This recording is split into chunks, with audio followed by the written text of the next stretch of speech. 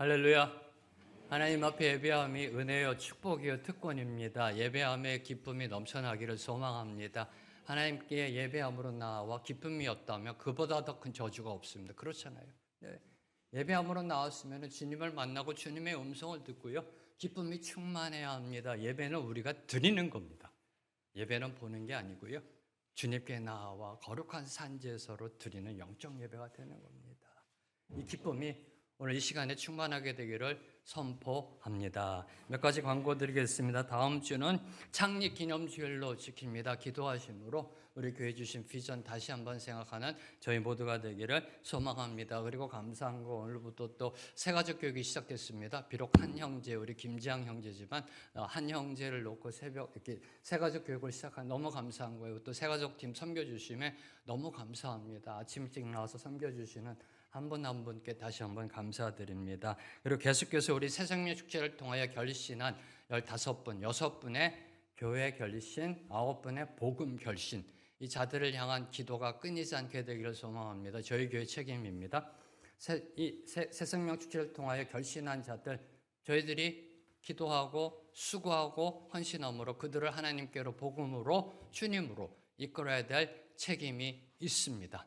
계속해서 교회가 함께 기도함으로 이분들 모두 다 하나님의 귀한 자녀들 되기를 소망합니다.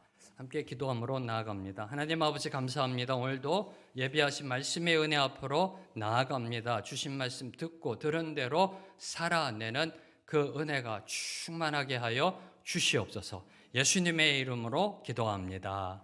아멘. 오늘날 현대 교회에서 설교하기가 참으로 어려운 주제가 몇 가지가 있습니다. 혹시 아실런지요? 그 중에 하나가 이혼입니다. 이혼. 네, 정말 어려운 주제입니다. 네, 우리나라 통계 자료에 의하면 세상 사람들이나 크리스천들이나 이혼율에 별 차이가 없다고 합니다. 다시요, 세상 사람들의 이혼율이나 크리스천들의 이혼율이나 별 차이가 없는 게 지금 현대 실정입니다. 그리고 저와 여러분 솔직히 지금까지 살아오면서 이혼 한 번이라고 다 생각은 해보셨잖아요. 네. 철없을 때부터 시작해서 이혼이란 단어 마음속에 담았을 때가 있어 왔고요. 그리고 저도 목사로서 많은 결혼 주례를 했습니다.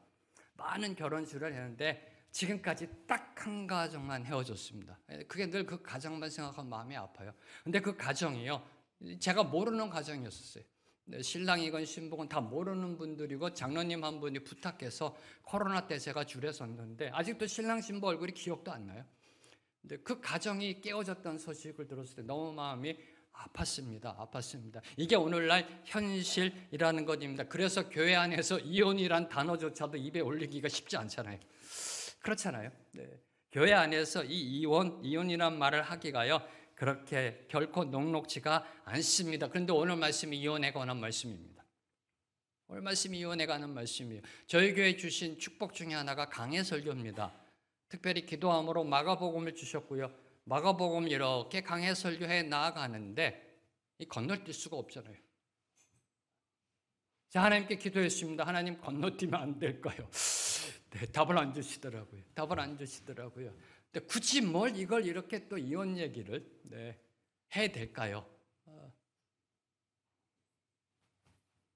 강해 설교로 나아가는 것이 하나님의 뜻이고요. 그리고 이 말씀 가운데서도 오늘 저와 여러분이 주시는 은혜가 있으리라 믿습니다. 이혼에 대한 현실적인 문제 많죠? 네, 그 현실적인 문제, 그 묵상과 적용, 재혼, 독신, 이 문제는요, 나중에 혹시라도 마태복음 19장 또는 고린도전서 7장을 다루게 되면 그때 가서 한 번 더 저희가 이 현실적인 문제, 21세기 묵상적 이 문제들을 다루도록 하고요. 오늘은 본문 말씀이 주는 메시지, 강해 설교, 이 본문이 주는 메시지에 좀 더 집중하고자 합니다. 물론 예수님 당시 1세기 이스라엘의 상황과 지금 21세기 상황은 너무나도 다릅니다. 맞습니다.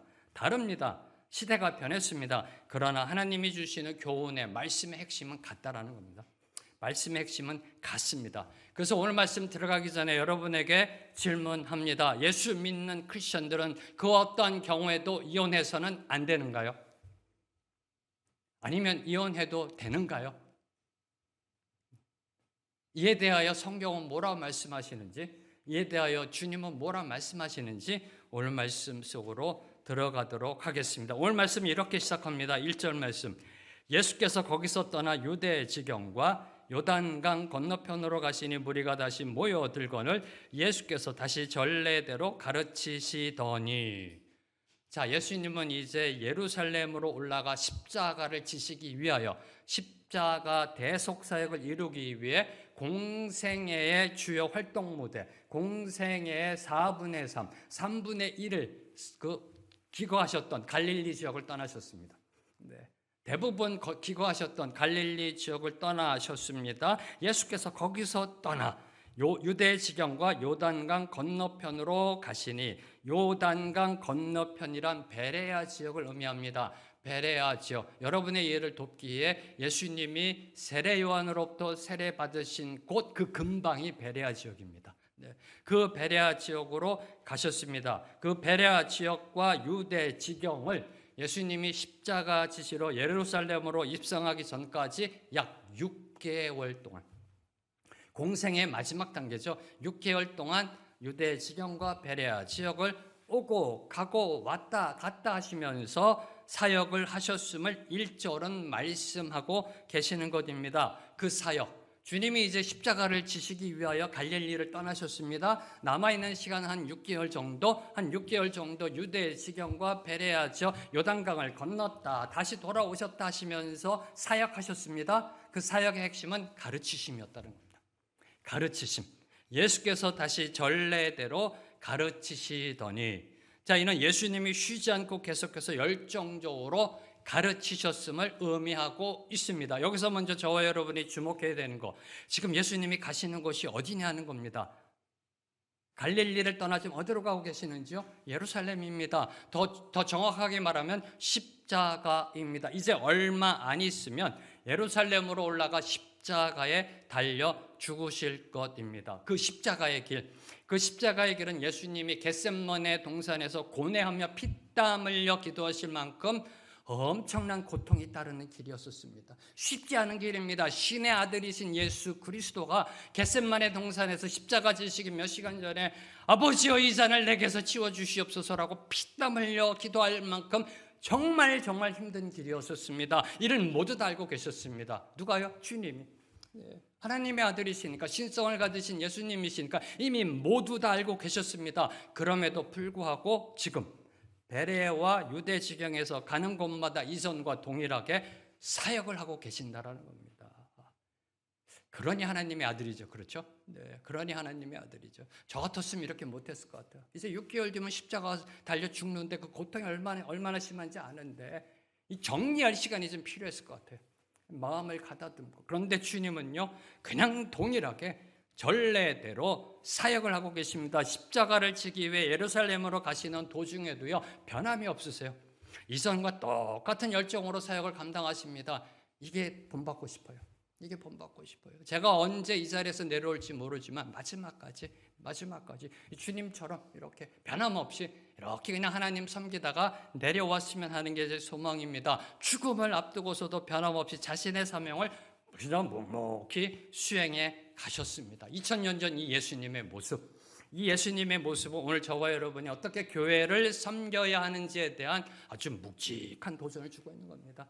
요새 말하면 돌직구를 던지고 있는 겁니다. 저와 여러분이 오늘 교회를 어떻게 섬겨야 되는지, 주님을 어떻게 따라야 되는지에 대한 묵직한 돌직구를 던지고 있습니다. 주님을 따름에 있어서, 신앙생활함에 있어서, 예수님을 섬김에 있어서 상황과 조건을 초월한 일관성이 있어야 한다는 겁니다. 일관성이 있어야 한다. 자기 환경과 처지를 초월해야 하고요. 개인적인 일에 얽매이지 말아야 합니다. 개인적인 감정에 얽매이지 말아야 합니다. 나와 코드가 맞던 안 맞던 서로 힘을 합쳐 복음의 정진을 이루어가야 합니다. 네 편, 내 편, 파벌을 넘어 끼리끼리의 선 긋기를 넘어 서로 손 잡고 하나 되어 예수님이 가신 그 십자가의 길을 걸어가야 합니다. 이걸 보여주신 게 오늘 말씀 속에 주님의 그 모습입니다. 그 모습입니다. 또 하나 주목하는 거, 가르치셨는데 어떻게 가르치셨다고요? 전례대로 가르치셨다는 이 부분입니다. 네. 그냥 성경이요, 예수님이 가르치셨다도 돼요. 네. 그런데 전례대로라고 강조하고 있는 겁니다. 전례대로, 이전에 가르치신 대로 전례대로 가르치셨다. 이것은 유대 지경과 베레아 지역에서 어떤 새로운 진리를 가르치셨다는 게 아닙니다. 새로운 진리를 가르치신 것이 아니라 늘 전하시던 복음의 진리를 다시 가르치셨다는 겁니다. 전례대로 가르치셨다는 것은 이 성경 말씀 다시 가르치셨다는 겁니다. 복음 다시 가르치셨다는 겁니다. 저와 여러분이 오늘날 성경을 읽고 듣고 이해하는 그 해석의 목표는요, 새로움을 추구하는 게 아니라는 겁니다. 늘 항상 이단에 넘어가시는 분들 보면 늘 항상 여기에 걸려 넘어집니다. 새로움 추구. 늘 항상 새로움 추구. 뭐 새로운 거 없을까? 성경이 말합니다. 해 아래 새로운 것 없다. 새로운 거 추구하는 게 아니라 성경을 읽고 듣고 해석하는 그 목적은 명료성입니다. 명료성. 보다 정확히, 보다 더 명확하게, 정확하게, 확실하게 이해하는 것이 성경 해석의 목적이고요. 그래서 주님이 전례대로 가르치셨던 겁니다. 이 성경을 좀 더 정확하게, 올바로, 제대로 알기 위해서는 그러려면 어떻게 하면 되나요? 계속 읽어야죠. 하나님의 말씀을 계속해서 읽어야 됩니다. 늘 다시 반복해서 읽고 듣고 배워야 합니다. 이 길밖에 없습니다. 이걸 주님이 지금 강조하고 계시는 겁니다. 이걸 주님이요. 네가 신학 박사냐? 그래, 그럼 됐다가 아니라는 겁니다. 네가 박사가 구약 박사, 신학 박사 여러 개냐? 성경을 1000번 읽었느냐? 아니라는 겁니다. 전례대로 그 말씀 읽고 듣고 묵상하고 또 성령의 음성 듣고 배워야 한다는 겁니다. 왜요? 저부터 자수합니다. 망각하는 존재니까. 망각하는 존재니까. 네. 저도 요새는 이제 나이가 들면서 정말 힘든 게요. 머리가 이 성경 구절들이 망각한다는 거예요. 이야, 이게 처음에 한국에 왔을 때는 전혀 보이지 않던 모습이 이게. 제가 저를 볼 때 너무 힘들 때가 있어요. 생각이 안 나요, 생각이요. 네, 예. 영국에서 처음 왔을 때는 막 이렇게 실타래, 구슬에 딱 연결돼서 쭉 갔는데요. 가다 끊겨요. 생각이 안 나요, 생각이. 그래가지고 결국은 컴퓨터 딱 켜고 인터넷 켜가지고 제가 알고 있는 단어만 이렇게 딱 쳐가지고 찾아내는 겁니다, 말씀을. 그러다 찾아져요, 또 이렇게. 네. 이게 저와 여러분이에요. 망각하는 존재입니다. 지난주 설교 기억나세요? 할렐루야. 이게 저와 여러분이라니까요. 망각하는 존재라니까요. 한두 번 들어 아셔요? 아유, 택도 없는 소리. 네. 망각하는 존재. 다시 말해, 저와 여러분에게는 반복 교육이 필요하다는 겁니다. 반복 교육, 전례대로 반복 교육이 필요하다. 세상 교육도 반복 교육이잖아요. 세상 교육도 반복해서 강조합니다. 같은 내용도 반복하여 들으면 기억에 오래 남습니다. 쉽게 잊혀지지 않습니다. 그리고 무엇보다도 잘 들으셔야 됩니다. 진리는 항상 새롭기 때문입니다. 그래서 하나님의 말씀을 계속해서 읽어야 된다는 겁니다. 진리는 항상 새롭습니다. 하나님의 말씀은 살아 움직이기 때문에 믿으시는지요? 여러분이 믿든 안 믿든 성경이 그렇게 선포합니다. 하나님의 말씀 살아 움직인다라고. 아직 경험해 못하셨으면 성경 말씀대로 믿고 아멘 하면 따라가시고요. 경험하신 분들은 아실 겁니다. 하나님의 말씀은 살아 움직이기 때문에 늘 새롭습니다. 늘 새로워요.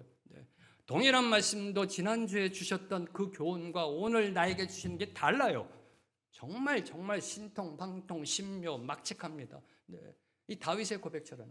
정말 달고 오묘합니다. 살아 움직이기 때문에 어제 들은 진리의 내용도 오늘 또 들어도 새롭게 깨달아지는 게 성경 말씀이에요. 하나님의 말씀이라는 겁니다. 다시 말해 한 우물에서 늘 신선한 물이 나오잖아요. 아니에요? 이게 자연의 원리입니다. 한 우물에서 늘 항상 신선한 물이 나오듯이 하나님의 말씀 가운데서 반복하여 들어도 늘 신선한 겁니다. 이게 하나님의 말씀이라는 겁니다. 네, 다시요. 한 우물가에서 늘 신선한 물이 나오듯이 하나님의 말씀을 반복하여 들어도 늘 신선하게 들리는 법입니다. 이 축복을 누리기 위해서는요. 이 축복을 누리기 위해서는 저와 여러분의 마음밭이 옥토밭이 되어야 됩니다. 옥토밭이. 그 길밖에 없더라고 또. 네. 저와 여러분의 마음이 옥토가 되어야 됩니다. 옥토가. 그 길밖에 없어요. 말씀의 문제가 아니에요. 네. 말씀은 늘 새롭습니다. 말씀은 진리입니다. 여러분이 보고 있는 이 성경 말씀 진리입니다. 이게 문제가 아니에요. 문제는 내 마음이지.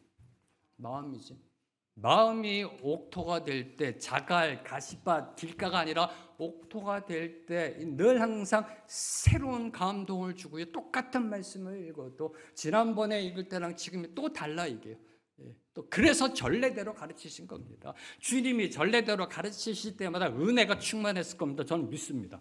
그 회중들 무리 가운데 아멘이 터져 나왔을 거고요. 똑같은 말씀을 한 달 전에 하셨던 거 또 하시더라도, 전례대로 하시더라도요, 아멘이 터져 나왔을 겁니다. 아멘이. 네.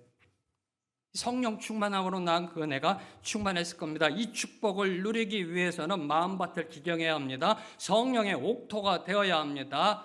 얼마 전에 어느 분이 저에게 그러시더라고요. 이 강단에서 선포된 말씀을 듣고 하기 싫었는데 그 말씀대로 순종했더니 너무나 좋다고 이렇게요. 네. 그 말씀 듣고 그냥 말씀대로 순종하면요, 가정의 화목이 이루어지고요. 물론 힘들죠, 그 결정하기까지. 근데 말씀이 그렇게 하라고 그러니까 그 말씀대로 순종했더니 그에 따른 축복을 누리게 되는 감사함으로 나아가게 된다는 겁니다. 이게 1절인데 이걸 제가 이렇게 좀 더 강조하면서 설명했던 이유가 왜 이게 여기 들어가 있냐는 겁니다.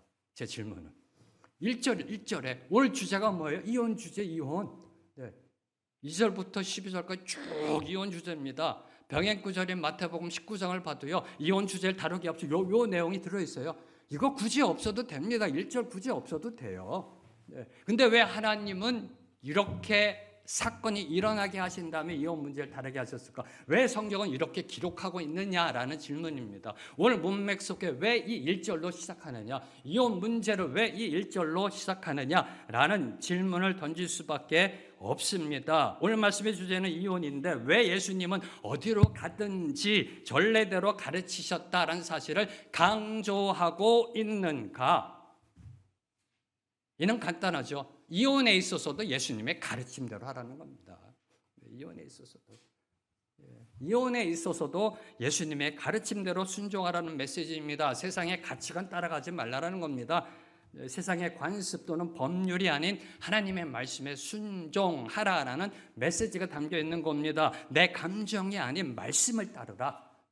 이 메시지가 함축되는 게 1절입니다. 자, 이제 이혼 문제가 드디어 본격적으로 드러나기 시작합니다. 2절 말씀 함께 읽습니다. 시작. 바리새인들이 예수께 나와 그를 시험하여 묻되 사람이 아내를 버리는 것이 옳으니까. 이제 이혼 문제, 이혼 이슈가 전면에 등장합니다. 예수님이 가르치시고 전례대로 가르치신 가운데 꼭 등장하는 인물들이 있어요. 그죠? 네, 조연급이죠. 조연급. 네, 그것도 악역으로 늘 항상 이 바리새인들이에요. 주님이 가르치고 계세요. 네, 그런데 이 바리새인들이 다가와서 예수님께 질문하는 겁니다. 네, 그를 시험하여 묻되 사람이 아내를 버리는 것이 옳습니까? 옳지 않습니까? 당시 이스라엘에서 이혼 문제는요, 매우 민감한 문제였습니다. 아주 센서티브한 문제였어요. 정치적인 문제가 결부되어 있는 이슈였었어요. 당시 갈릴리와 베레아를 다스리던 분봉왕 헤롯 안티파스가 이혼했습니다. 이혼한 상태예요. 네. 그것도요, 그의 동생 빌립의 아내 헤로디아를 데리고 오려고 자기 아내를 버렸어요. 이를 세례 요한이 항의하자 세례 요한을 참수시켰어요. 예수님이 이혼하지 말라 그러면 어떻게 될까요? 네, 이게 아주 정치적으로 아주 이슈가 민감했고요. 그리고 교리적으로도 종교적으로도 매우 예민한 이슈였었습니다. 당시 바리새인들은 모세가 신명기 24장 1절부터 4절에서 가르치신 그 이혼에 대한 규례에 대하여 서로 간의 의견 일치를 보지 못하고 있었습니다. 바리새인들, 성경학자들, 오늘날로 말하면 신학 박사들, 신학교 교수들, 그들이 모여서 신명기 24장의 말씀을 서로 토론하며 이게 무엇일까, 뭘 말씀하실까에 대한 의견 일치를 보지 못하고 있었습니다. 첨예한 대립을 보이고 있었습니다. 바리사파의 양대 산맥, 힐렐 학파와 샴마이 학파가 서로 부딪히고 있었습니다. 양대 산맥입니다. 네. 그러니까 유대인의 삶을 이끌었던 전통을 주며 그 사회를 이끌었던 바리새파의 두 학파, 힐렐 학파는요, 이혼을 비교적 자유롭게 허용했습니다. 진보적이죠. 좀 더 폭넓게 해석을 했고요. 이 샴마이 학파는 가능한 이유 외에는 절대로 이혼할 수 없다. 상당히 보수적인 입장을 취하면서 한치의 양보 없이 서로 대립하고 있었던 시대입니다. 정치적으로 예민하고요. 종교적, 교리적으로도 아주 이 민감한 이슈. 이런 배경 가운데 바리새인들이 이혼 문제를 예수님께 제기하며 예수님이 뭐란 말씀하시던 예수님을 책잡고자 하였던 것입니다. 이렇게 답하시면 저런 근거로, 저렇게 답하시면 이런 근거로 예수님을 공경에 빠뜨리도록 정치적, 종교적 함정에 빠뜨리고자 하였던 것입니다. 이를 드러내는 것이 시험하여란 단어입니다. 시험하여. 이세를 보면 시험하여. 여기에 시험하다는 것은 중간고사, 기말고사 시험보다가 아니에요. 여기에 시험하다는 원어적인 의미는요, 악의로 시험하다. 네. 악의로 시험하다라는 겁니다. 꼬투리 잡기에 악의로 시험하다는 뜻으로 바리새인들이 예수님을 함정에 빠뜨려 궁지로 몰아가고자 하였음을 보여주는 게 시험하다입니다. 바리새인들이 질문합니다. 이혼하는 것이 옳습니까? 옳지 않습니까? 이에 대하여 주님은 진보다, 보수다라고 답하지 않으셨어요. 네. 진보다, 보수다라고 답하지 아니하시고 오히려 그들에게 역질문을 던지십니다. 참 지혜로우세요. 참 지혜로우세요. 이걸 담고 싶어도 참 이게 어려운 겁니다. 이게 참 어려워요. 네. 그들에게 질문을 던지십니다. 3절 말씀. 모세가 어떻게 너희에게 명하였느냐? 이혼하는 것이 옳습니까? 옳지 않습니까? 그들이 주님이 모세가 뭐라고 말하였느냐? 모세 율법에 뭐라고 되어 있느냐? 성경 말씀에 뭐라고 되어 있느냐라고 질문한 겁니다. 너희들이 읽고 있는 그 말씀, 너희들이 암송하는 그 말씀, 그 말씀에 뭐라고 되어 있느냐? 다시 말해 하나님이 모세 율법을 주셨을 때, 모세에게 하나님의 율법을 주셨을 때 그 본래 의도가 무엇이냐라고 묻고 계신 것입니다. 그러자 이 예수님의 질문에 바리새인들은요, 모세가 이혼 증서를 써주어 아내를 버리도록 허락하였다라고 자신 있게 답변하였습니다. 4절 말씀. 모세는 이혼 증서를 써주며 버리기를 허락하였나이다. 이 문맥 흐름을 여러분이 잘 보셔야 돼요. 네. 예수님께 나와 질문합니다. 이혼하는 것이 옳습니까? 옳지 않습니까? 그럼 모세는 뭐라고 말했느냐? 이혼 증서를 써서 이혼하는 것이 맞다라고, 이혼해도 된다라고 되어 있습니다라고 말하고 있습니다. 근데 신명기를 보면 실제로 모세는 아내가 수치되는 일을 하였을 경우에 이혼 증서를 써주고 이혼하라 하였습니다. 성경 말씀입니다. 신명기 24장 1절 2절 말씀, 두 구절 말씀 함께 읽습니다. 시작. 사람이 아내를 맞이하여 데려온 후에 그에게 수치되는 일이 있음을 발견하고 그를 기뻐하지 아니하면 이혼 증서를 써서 그의 손에 주고 그를 자기 집에서 내보낼 것이요 그 여자는 그의 집에서 나가서 다른 사람의 아내가 되려니와. 자, 성경은 이혼을 허락하고 있나요? 허락하지 않고 있나요? 허용하고 있나요? 허용하고 있지 않나요? 뭐 이렇게 어렵게 생각하세요? 뭐라고 되어 있나요? 이혼 증서를 써서 그의 손에 주고 그를 자기 집에서 내보낼 것이요. 네. 이게 신명기 말씀이에요. 신명기 말씀입니다. 네. 그러나 이는 여인의 수치되는 일로 인해 이혼할 경우 반드시 이혼 증서를 써주어야 한다는 것이지, 이혼 증서만 써주면 어떤 이유로든 이혼할 수 있다는 의미가 아닙니다. 근데 이걸 후자로 해석한 거예요. 이혼 증서만 써주면 이혼할 수 있다로. 자, 그럼 수치된 일이란 무엇일까요? 수치된 일이란, 이 유대인 자료들을 보면 당시 샴마이 학파, 보수적인 학파를 제외한 대부분의 바리새인들은 그 수치스러운 일을 말도 안 되는 이혼 사유로 확대했습니다. 진짜입니다. 즉 아내가요 가다가 어떤 낯선 사람과 눈이 마주쳤어요. 이건 수치다. 어느 날 밥을 했는데 밥이 질어요. 집안의 수치다. 진짜입니다. 네. 여러분 식사하다가 돌을 씹었어요. 이건 가문의 수치다. 가문의 수치다. 네. 남편에게 말대답한다든지 시집 식구 쪽을 이상하게 얘기한다든지 이게 다 수치된 일입니다. 심지어는 지나가다가 예쁜 여자가 지나가면 이야, 자기 아내가 못생겼거든요. 이건 수치다. 이 말도 안 되는 온갖 구실 잡아 아내를 버리고 새 장가 드는 것이 그 당시의 상황이었던 것입니다. 이 상황 가운데 이제 주님께 이혼 문제를 들이댄 거고요. 네. 사회 문제가 돼가지고 그 당시에 한두 번 어디 저기서 이혼한 게 아니라 사회 문제가 됐어요. 네.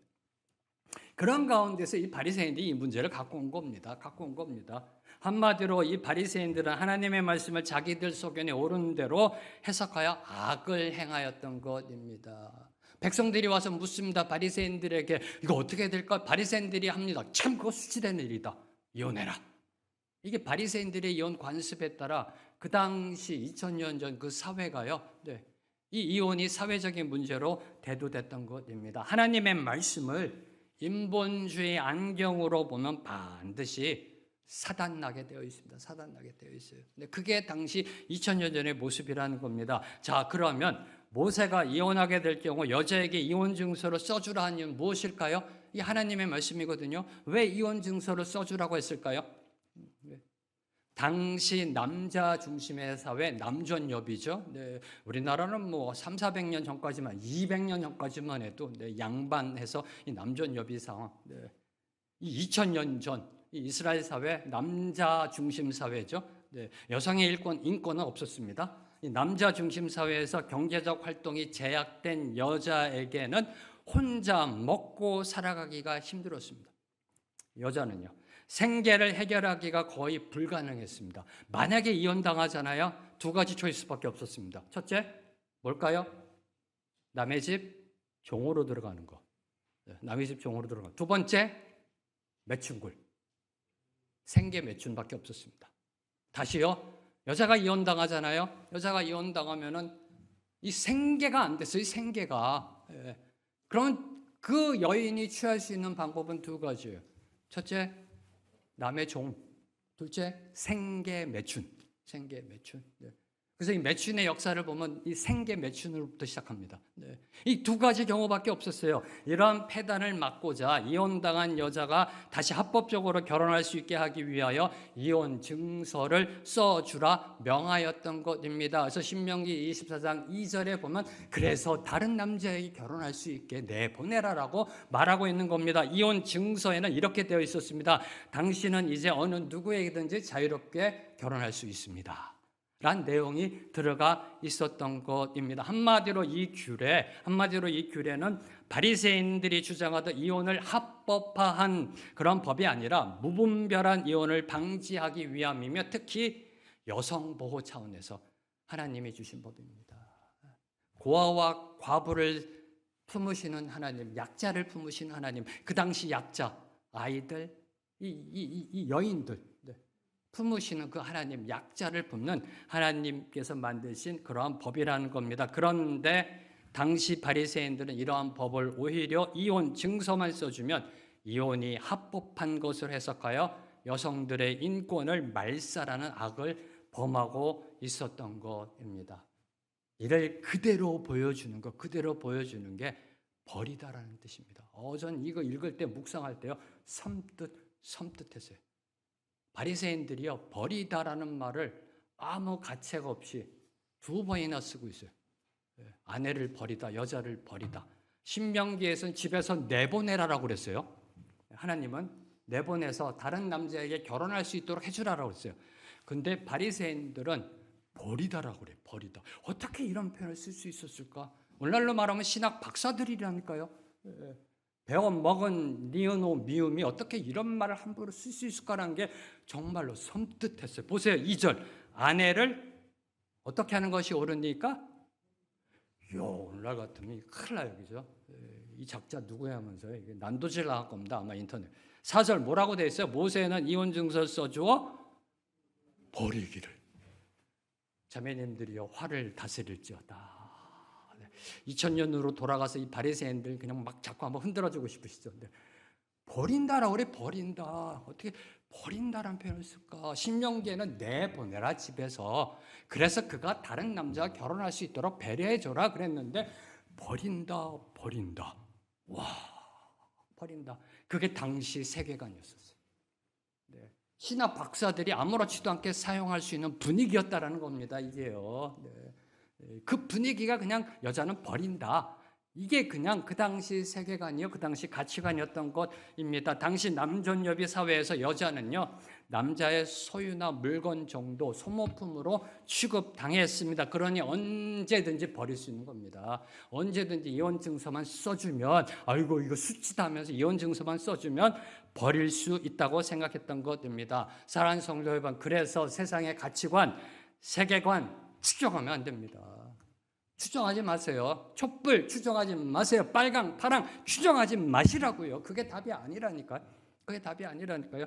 세상의 대세가 답이 아니라는 겁니다. 세상의 상식이나 통념, 심지어 종교, 전통도 절대시하면 안 된다는 겁니다. 절대시하면 안 됩니다. 그것이 설사 모든 사람들이 다 동의한다 할지라도, 다 맞다라고 말한다 할지라도 무조건 우리는 받아들이면 안 됩니다. 왜요? 진리가 아니니까. 진리가 아니니까. 시간이 지나면 또 변해요. 장소마다 또 변합니다. 진리가 아니니까. 진리는 오직 하나, 하나님의 말씀입니다. 진리는 오직 하나 말씀. 그래서 주님이 전례대로 가르치신 거예요. 뭐 새로운 걸 가르치신 게 아니라 전례대로 그 진리의 말씀을 반복해서 가르친 것입니다. 이혼 문제도 하나님의 말씀에 잣대로 살펴보고 하나님의 뜻이 무엇인지 깨달아 그대로 순종해야 합니다. 혹시 그럴 리가 없겠습니다만은 영상으로 보시는 분 중에, 비대면으로 보시는 분 중에 혹시라도 지금 이혼 문제로 갈등 겪고 계시는 분 있다면 하나님의 말씀, 하나님의 뜻 구별하여 분별하여 그 뜻에 순종하게 되기를 소망합니다. 그 뜻이 무엇이냐? 하나님의 뜻이 무엇이냐? 이를 보여주는 게 이제 5절 이하입니다. 5절 이하. 이혼에 있어서 하나님의 뜻은 무엇이냐? 특히 당시 바리새인들의 이혼 관습, 신학자로서, 신학 박사로서 신명기 24장 말씀을 해석해서 그 관습을 만들어 국민들을 지도하고는 그 원리, 그것이 틀렸다라고, 하나님의 뜻과 다르다라고 주님이 강조하고 계세요. 바리새인들이 지금 이혼 관습을 하고 있는 신명기 24장 1절 말씀을 해석해서 지금 백성들에게 알려주고 있는 그 원리 틀렸다. 하나님의 말씀과 다르다. 하나님의 뜻과 다르다라고 주님은 강조하고 계십니다. 먼저 5절을 보면 모세의 이혼 규례가 왜 주어졌는지 그 이유에 대한 설명입니다. 왜 하나님이 모세에게 이혼 규례를 주셨는지 5절 말씀 함께 읽습니다. 시작. 예수께서 그들에게 이르시되 너희 마음이 완악함으로 말미암아 이 명령을 기록하였거니와. 왜 모세에게 하나님이 이혼 규례를 주셨는지에 대한 그 이유, 그 원인을 말씀하고 계시는 겁니다. 자, 이는 이혼한 사람의 마음이 완악하다는 게 아닙니다. 이혼한 사람의 마음이 완악하다는 것이 아니라 이혼은 인간의 완악함으로 인해 생기는 악이다라는 겁니다. 이혼은 인간의 완악한 마음으로 인해 생기는 악을 말씀하신 겁니다. 다시 말해 타락한 현실, 부패하고 타락한 죄성의 인간의 그 현실 가운데서 이혼의 제한적인 허용이 불가피했음을 암시하고 있는 겁니다. 이게 완악함으로 인하여 이 규례가 주어졌다는 겁니다. 다시요, 타락한 인간 사회, 본성이 심히 부패하고요, 죄성으로 가득한 이 인간, 저와 여러분이 살고 있는 이 죄악된 이 현실 가운데 이혼이라는 것이 제한적으로 불가피하다. 그래서 이혼 증서 써주면 이혼시킬 수 있도록 그렇게 하나님께서 해주셨던 겁니다. 본래는 이혼을 하지 않는 것이 맞지만, 그게 이상적이지만 인간의 완악함으로 인하여 여성이 일방적으로 피해당하는 것을 방지하고자 하나님은 당시 이스라엘 사회 가운데 이혼 증서를 써주고 이혼하는 것을 제한적으로 허락하셨던 것입니다. 이게 완악함으로 말미암아 하나님이 이걸 주셨다는 뜻입니다. 그래서 병행 구절인 마태복음 19장 8절을 보면 예수님은 이렇게 강조하고 계십니다. 본래는 그렇지 않다. 마태복음 19장 8절을 보면 예수님은요, 모세가 너희 마음의 완악함 때문에 아내의 버림을 허락하였거니와 본래는 그렇지 아니하니라. 본래는 그렇지 아니하니라라고 강조하셨습니다. 이혼에 관한 모세 율법의 본래 의도가 바리새인들의 생각과 다르다라는 것을 분명히 말씀하셨습니다. 그럼 본래는 그렇지 않다. 본래는 그렇지 않다는 게 뭘까요? 그게 이제 6절부터 9절 말씀입니다. 6절부터 9절 말씀. 6절부터 9절 말씀 함께 읽습니다. 시작. 창조 때로부터 사람을 남자와 여자로 지으셨으니 이러므로 사람이 그 부모를 떠나서 그 둘이 한 몸이 될지니라. 이러한즉 이제 둘이 아니요 한 몸이니 그러므로 하나님이 짝지어 주신 것을 사람이 나누지 못할지니라 하시더라. 자, 예수님 그 무엇보다도요, 결혼 제도가, 결혼이라는 것이 인간에 의해 만들어진 것이 아니다라는 사실을 강조하고 있어요. 인간이 만든 게 아니라는 겁니다. 하나님이 세우신 창조 원리임을 강조하셨습니다.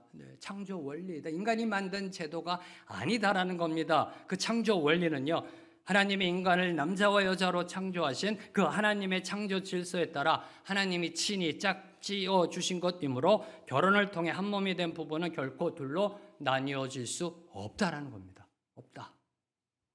그럼 왜 이 말씀하셨을까요? 이 말씀하신 의도가 무엇일까요? 첫째, 인간이 타락하기 이전 에덴 동산에서 주어진 이 하나님의 결혼법. 인간의 결혼의 시작은 에덴 동산입니다. 최초의 주례자는 하나님이세요. 이 에덴 동산에서 시작됐습니다. 그 하나님의 결혼법에는요, 남자와 여자가 결합하여 한 몸을 이루라는 내용만 나올 뿐 이혼의 이자도 나오지 않습니다. 이혼의 이자도 나오지 않습니다. 이혼의 가능성조차도 암시되어 있지 않습니다. 하나님이 이렇게 말씀하셨어요. 둘이 한 몸을 이루라. 그런데 살다 보면 힘들면 조금 생각해보고 그래도 안 되면 나에게 와라. 그럼 어쩔 수 없지 않냐? 헤어지자. 이런 게 없어요. 없습니다. 이혼의 이자도 보이지 않는다라는 겁니다. 그런데 인간이 타락한 이후에는 남편이 아내를 버리기 시작합니다. 버리기 시작합니다. 이건 이스라엘의 문제만이 아니에요. 온 세상의 문제였어요. 온 세상의 문제. 아내가 버림받는 것이 점점 늘어납니다.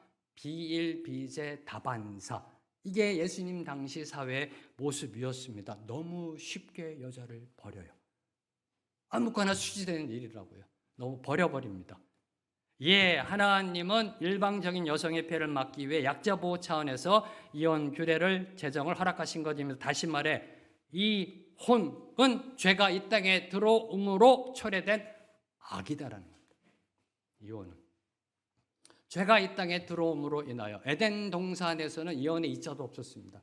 죄가 이 땅에 들어옴으로 인하여 생겨난 악이다라는 사실을 주님께서는 교훈하고 계시는 겁니다. 두 번째로 바리새인들은요, 당시 유대인들의 삶을 지배하고 있었던, 그 삶을 주관하고 있었던, 그 삶을 이끌고 있었던 실정법인 모세율법을 가지고 예수님을 시험에 빠뜨리려 하였습니다. 실질적인 법, 적용하는 법, 실정법, 그게 모세율법이었어요. 당시요. 그걸 가지고 시험하여 예수님을 시험에 빠뜨리려 하였습니다. 그러나 예수님은 모세율법이 아닌 하나님의 창조 원리와 질서에 근거하여 모세 이혼 규례 제정의 근본 취지를 밝히셨습니다. 이게 보이시는지요? 바리새인들은 주님께 나와 모세 율법을 갖고 시험에 빠뜨리려 합니다. 이에 대한 주님의 대응은 하나님의 창조 원리로 왜 인간이 결혼하게 됐는지 그 원리를 밝히셨어요. 이게 지금 그 구도입니다. 이게 문맥의 구도입니다. 뭘 의미할까요? 뭘 의미할까요?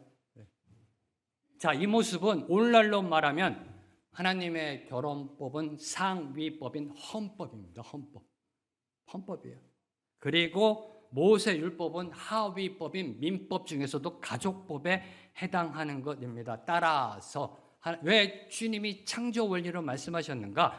하위법인 모세율법이 상위법인 하나님의 결혼법보다 우선할 수 없다라는 거예요. 우선할 수 없다. 하위법이 상위법을 좌우할 수 없다라는 사실을 강조하고자 하신 것입니다. 만약 하위법이 상위법의 내용과 모순되거나 저촉되는 경우에는요, 하위법은 효력이 부인되거나 무효가 됩니다. 세상도 그렇습니다. 네. 하위법이 상위법에 걸리거나 저촉되면 하위법이 무효가 됩니다. 네. 그게 세상법, 그것도 세상법도 그렇고요. 다시 말해 모세 율법을 근거로 이혼의 타당성을 주장하는 것은 하나님의 창조 원리를 거부한 것이며 본말이 전도된 망령된 주장이다라는 사실을 주님은 말씀하고 계시는 이걸 하나님의 창조 원리를 밝히시면서 이 교훈을 주시는 거예요. 이 교훈을요. 네. 기억하십시오. 저와 여러분이 이 땅에서 정답의 인생, 순리의 인생, 성공의 인생, 그 인생은 하나님의 창조 질서의 본래 의도에 따라 사는 것입니다. 하나님이 창조하신 대로 그 질서에 따라 사는 게요, 정답의 인생이라는 겁니다. 세 번째로 왜 주님이 이 창세기의 말씀으로 말씀하셨는가? 자, 남자와 여자가 한 몸이 된다라고 하나님이 말씀하셨습니다. 남자와 여자가 한 몸이 된다. 이는 육체적 결합만이 아니라, 남자와 여자가 한 몸이 된다는 것은 육체적 결합만이 아니라 영적으로도 결합되어야 한다는 의미입니다. 이게 하나님 결혼법의 이 본질적, 이 교훈의 핵심적 가치예요. 1 플러스 1은 1이 돼야 된다는 겁니다. 하나님의 산수에 있어서는 1 플러스 1은 1이 돼야 된다. 남자와 여자가 만나 하나가 되라는 겁니다. 이 육체적 결합만이 아니라 영적, 정신적으로도 인격적으로도 하나가 되어라라는 말씀입니다. 자, 이를 예수님이 인용하신 것은요, 남편과 아내 간의 육체적, 영적 결합이 하나님의 창조 질서를 따르는 올바른 결혼 원리임을 강조하신 겁니다. 하나님의 결혼 원리, 하나님의 결혼법, 상위법인 하나님의 결혼법은 남자와 여자가 육체적으로 결합하고 영적으로 결합해서 하나가 되는 것, 이게 하나님이 그 법을 만드신 근본 취지라는 것입니다. 그래서 이 결혼 생활, 남녀가 만나 이 가정을 꾸리고 결혼 생활에 생겨난 문제의 해결책은요, 버림이 아니라 하나됨에 있다는 겁니다. 버림이 아니라 서로 이해하고 하나 되어져 나아가고자 하는 것에 그 답이 있음을. 네. 자, 여기서 주목하는 것, 남편과 아내가 한 몸을 이루는 것, 선택사항이 아니라는 겁니다. 선택사항이 아니에요. 남편과 아내가 한 몸을 이루는 것 선택사항이 아닙니다. 하나님의 명령입니다. 명령. 반드시 해야만 하는 필수 사항이라는 것입니다. 육체적 결합과 영적 결합. 사랑하는 성도 여러분, 그렇게 하고 계시는지요? 온전한 육체적 결합과 온전한 영적 결합을 이루어가고 계시는지요? 이 무슨 일이 있어도 반드시 해내야만 하는 신의 명령입니다. 하나님의 명령, 그래서 사람이 나누지 못하는 겁니다. 그래서 사람이 나누지 단 하나님이 짝지어 주신 것을 사람이 나누지 못한다. 이걸 말씀 제목입니다. 단 하나님이 짝지어 주신 것, 하나님이 짝지어 주신 뭘 의미할까요? 결혼도 하나님의 섭리에 따라야 한다는 것. 결혼도 하나님의 섭리에 따라야 된다. 하나님의 뜻을 구하지 않는 결혼 반드시 문제 있습니다. 인간적인 기준과 인간적인 생각, 인간적인 가치관에 따라 결혼할 때 반드시 문제가 생기게 되어 있습니다. 대부분의 우리 남성 형제들, 자매님을 볼 때 얼굴을 본다 하더라고요. 얼굴. 이게 설문지에는 늘 항상 마음을 본다라고 쓴대요. 근데 실제에서는 얼굴을 본대요.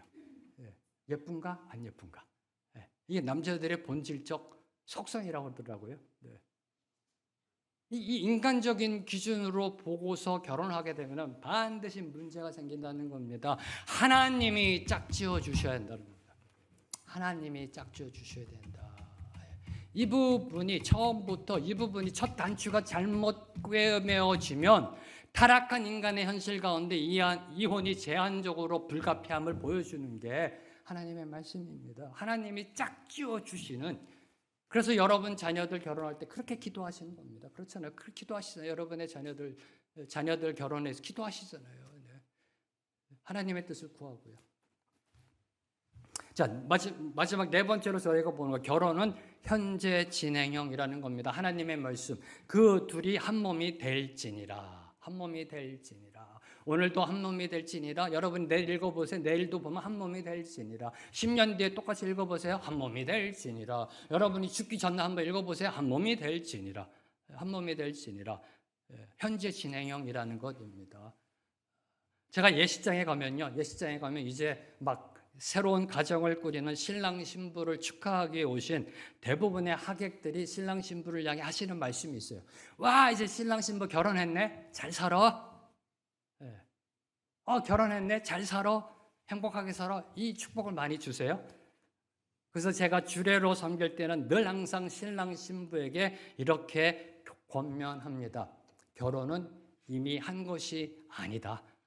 결혼했네가 아니라 앞으로 계속해서 이루어 가야 하는 것이다. 한 몸이 될지니라. 한 몸이 될지니라. 결혼은 과거형이 아니라 내일을 함께 바라보며 걸어가는 현재 진행형임을 말씀하고 계시는 것입니다. 그러니 버림이 없는 거죠. 한 몸이 될지니라. 오늘도 한 몸, 내일도 한 몸, 현재 진행형. 그러니 버린다라는 단어가 거기에 들어갈 수가 없는 겁니다. 주님이 지금 말씀하시고자 하시는 것은요, 한 몸이 되는 것은 남편과 아내가 함께하는 하루하루의 삶을 통해 완성되어져 가야함을 하나님은 말씀하셨고, 이걸 주님은 강조하고 계시는 겁니다. 한 몸됨, 그 결혼의 끝은요, 남편과 아내 중 한 사람이 먼저 이 세상을 떠나는 날. 이게 성경적입니다.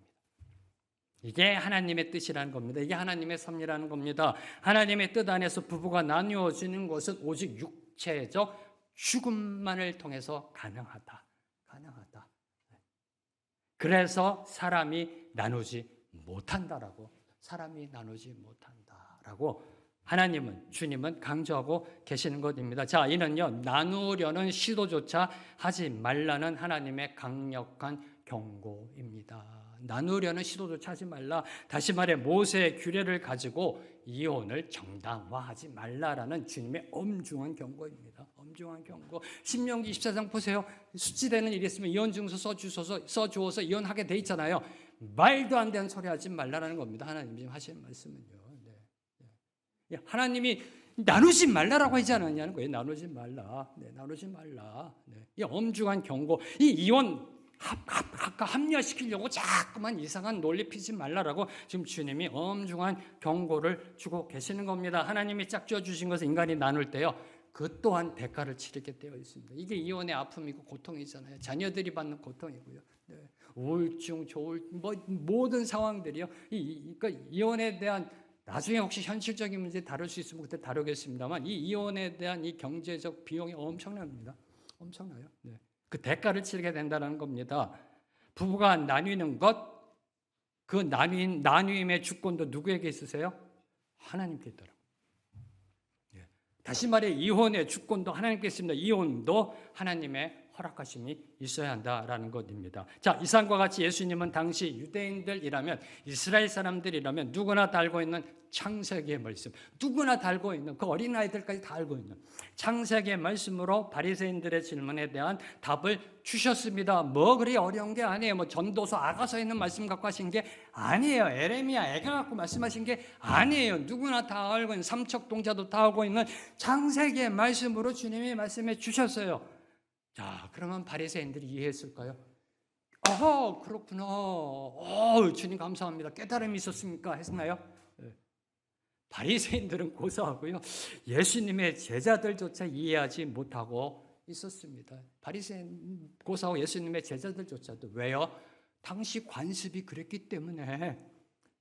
세상이 그렇게 흘러가고 있었으니까. 바리새인들이 그렇게 가르쳤고, 옆에 있는 장로 그렇게 하고 있고, 왕 그렇게 하고 있고, 대제사장 그렇게 하고 있고, 선지자라는 사람 그렇게 하고 있고, 이혼의 관습이 그렇게 되어 있었기 때문에 이해를 못했던 겁니다. 그러자 예수님은 이혼의 부당함을 보다 직접적으로 강조하셨습니다. 11절, 12절 말씀 함께 읽습니다. 시작. 이르시되 누구든지 그 아내를 버리고 다른 데 장가드는 자는 본처에게 간음을 행하니요, 또 아내가 남편을 버리고 다른 데로 시집가면 간음을 행함이니라. 한마디로 말해 이혼하고 재혼하면 간음죄라는 겁니다. 이혼하고 재혼하면 간음죄라는 겁니다. 자, 병행 구절인 마태복음 19장을 보면요, 예수님은 음행한 연고 외에 아내를 버리고 다른 여자와 결합하는 행위를 간음죄로 간주하셨습니다. 주님도 간음은 인정하셨어요. 네, 간음했을 경우에 이혼하는 것은 허용하셨어요. 이렇게요. 네. 간음 외에, 음행 외에 다른 이유로 아내를 버리고 새 장가 들면 다른 여자와 결혼하면 간음죄다라고 주님 말씀하셨어요. 왜요? 왜 간음죄가 될까요? 음행한 연고 외에 아내를 버리고 다른 여자와 결혼하면 왜 간음죄가 될까요? 하나님이 뭐라고 말씀하셨어요? 남자와 여자는 한 몸이라고 했기 때문에 한 몸. 네. 본처와 한 몸이에요. 그런데 다른 여자와 몸을 섞어요. 이 간음이지. 이걸 주님이 말씀하신 겁니다. 그런데 저와 여러분 놓치지 말아야 될 거, 간음죄는 당시 유대인들에게 사형에 해당하는 죄예요. 사형, 즉결 처형. 그만큼 이혼에 대해 강력히 주님은 경고하신 것입니다. 이 예수님의 말씀 중에 한 가지를 주목하고 오늘 말씀 맺도록 하겠습니다. 당시 유대 사회에서는 오직 남자만이 이혼할 권리를 갖고 있었습니다. 네, 유대 사회에 있어서는 오직 남자만이 이혼할 수 있었습니다. 그런데 오늘 말씀을 보세요. 예수님은 남자만이 아니라 여자도 남자를 버릴 수 있음을 암시합니다. 또 아내가 남편을 버리고, 말도 안 됩니다. 2000년 전 이스라엘 사회에서는 아내가 남편을 버리고 다른 데로 시집가면 간음을 행함이니라. 어떤 메시지를 저와 여러분에게 주고 계시는 걸까요? 자, 이는 예수님이 당시 유대 사회만이 아니라 그 당시 온 세상을 다스리고 있었던 로마 제국을 향해서도 향하고 있었음을 암시하고 있는 겁니다. 왜요? 당시 로마 제국에서는 여성도 이혼할 권리를 갖고 있었습니다. 헬라 사회 문화권에 있어서는.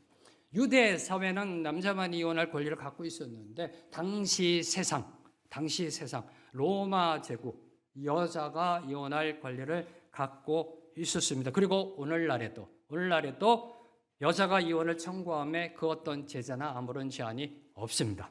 그렇죠? 오늘날에도요, 여성이 이혼할 권리를 갖고 있습니다. 뭘 의미할까요? 예수님이 11절 12절 통해 말씀하시고자 한 게 뭘까요?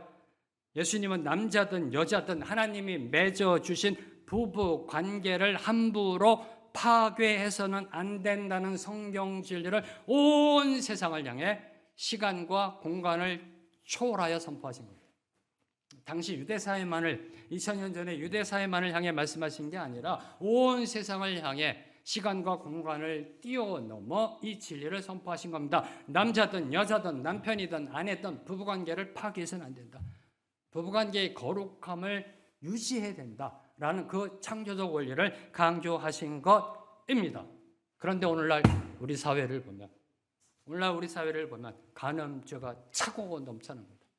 이 주님의 기준으로 볼 때 간음죄가 차고 넘쳐납니다. 성개방화, 성자유화, 성상품화 등으로 인해 온갖 간음자가 바글바글 우글우글.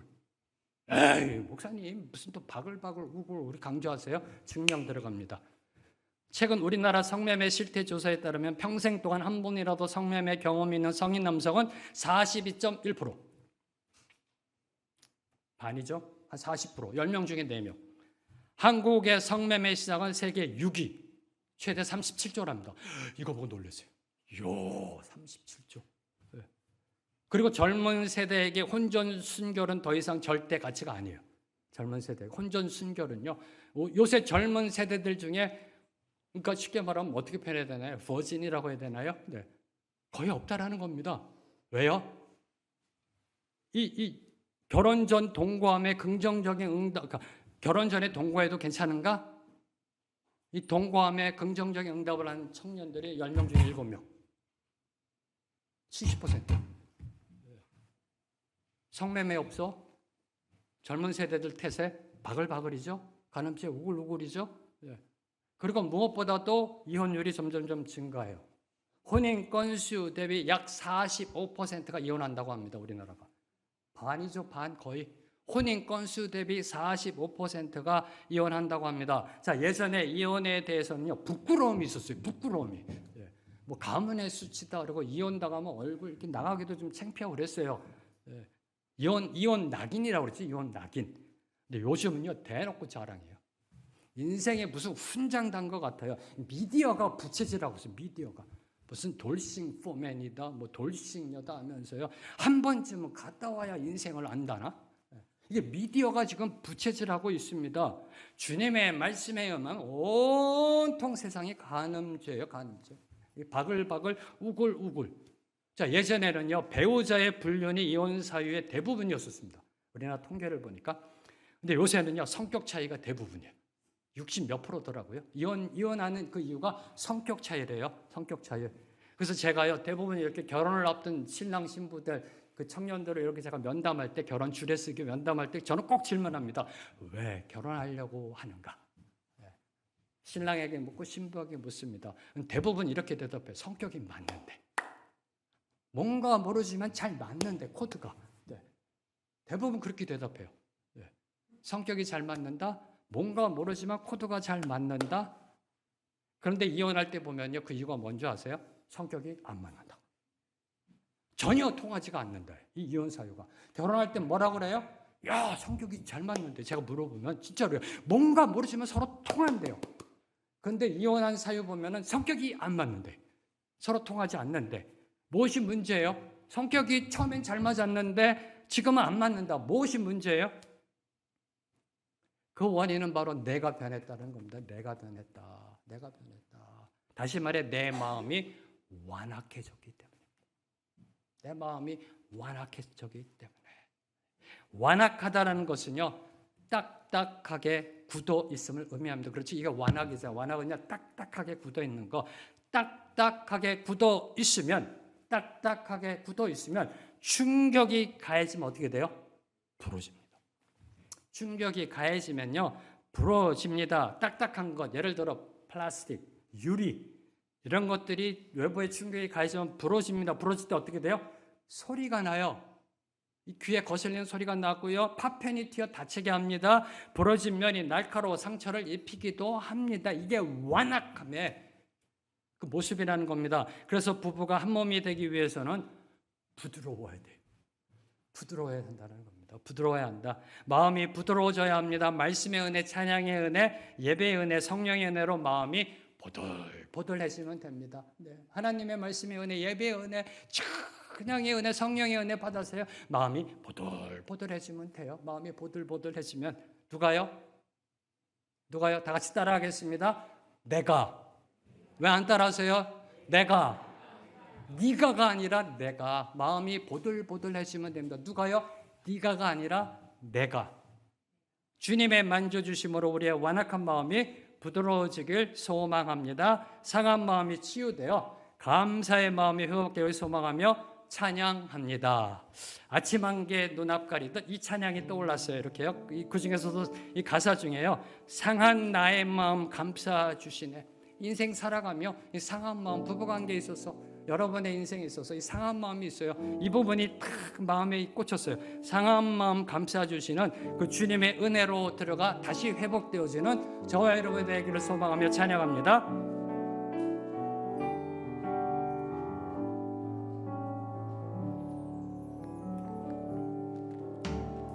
아침 한개 눈앞 가리네 나의 약한 믿음 의심 쌓일 때 부드럽게 다가온 주의 음성 아무것도 염려하지 마라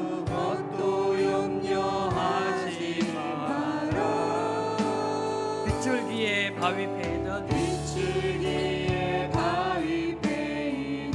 나의 작은 소망 사라져갈 때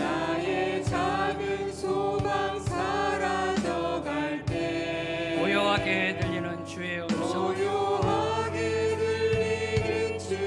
주님이 선포합니다. 내가 너를 사랑하노라. 너를 사랑하노라.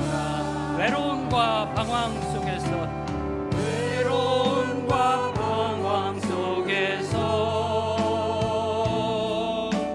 주님 앞에 나아갈 때에 위로하시는 주님 나를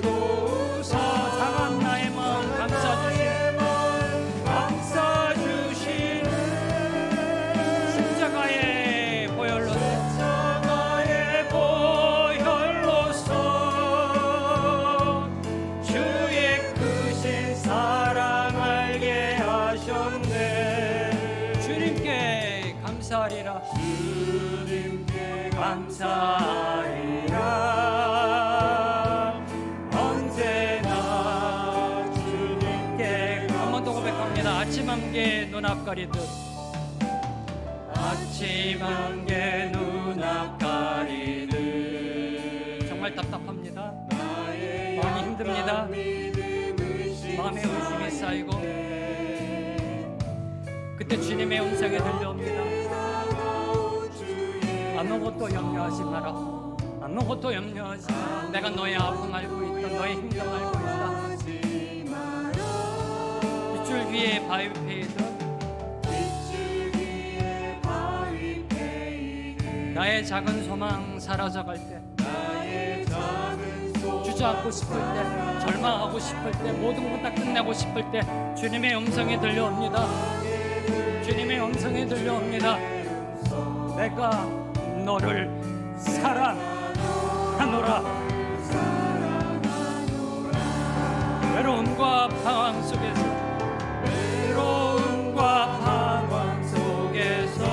주님 앞에 나아갈 때에 위로하시는 주님 나를 도우사 나의 마음 감싸주시네. 십자가의 보혈로서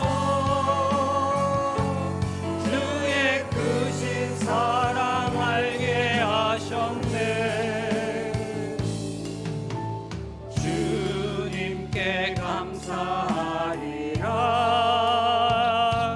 언제나 주님께 감사해.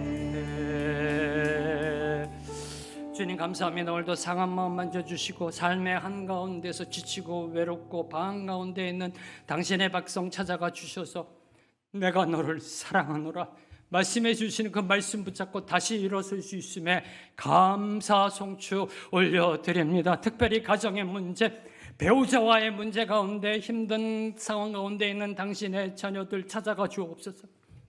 만져주시고 위로하여 주시고 두려워하지 마라. 내가 너를 사랑한다. 너는 나의 사랑하는 아들이요 나의 사랑하는 딸이다라는 주님의 음성 듣고 그 자리에서 일어나 감사 송축하는 우리의 삶이 되게 하여 주시옵소서. 예수님의 이름으로 기도합니다. 아멘. 아멘. 다 함께 일어나셔서 주님 앞에 봉헌하시겠습니다.